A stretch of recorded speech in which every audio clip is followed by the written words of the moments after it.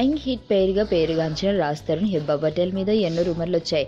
ఇద్దరు సీక్రెట్ గా డేటింగ్ చేస్తున్నారని, త్వరలోనే పెళ్లి కూడా చేసుకుంటారని పుకార్లు షికారు చేశాయి. ఆ మధ్య ఓ ఆడియో ఈవెంట్ లో తాను రాజ్ తో డేటింగ్ కి వెళ్తానని బహిరంగంగా చెప్పడంతో ఆ రూమర్లకు మరింత బలం చేకూరింది.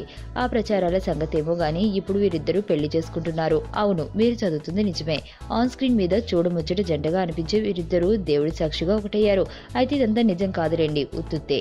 హెబ్బా పటేల్ కథానాయికగా దిల్ రాజు నిర్మాణంలో రూపొందిన నాన్న నేను నా బాయ్ ఫ్రెండ్స్ చిత్రం ఈ నెల 16వ తేదీన ప్రేక్షకుల ముందుకు రానుంది. ఈ నేపథ్యంలో ఈ మూవీకి సంబంధించి ఓ ఇంట్రెస్టింగ్ న్యూస్ వెలుగులోకి వచ్చింది. ఈ మూవీలో అశ్విన్, పార్వతీశం, నోయల్లు ప్రేమలో పడేందుకు రకరకాల ప్రయత్నాలు చేయగా చివరిలో ఓ అబ్బాయి వచ్చి ఆమె మెడలో తాళి కట్టేస్తాడు.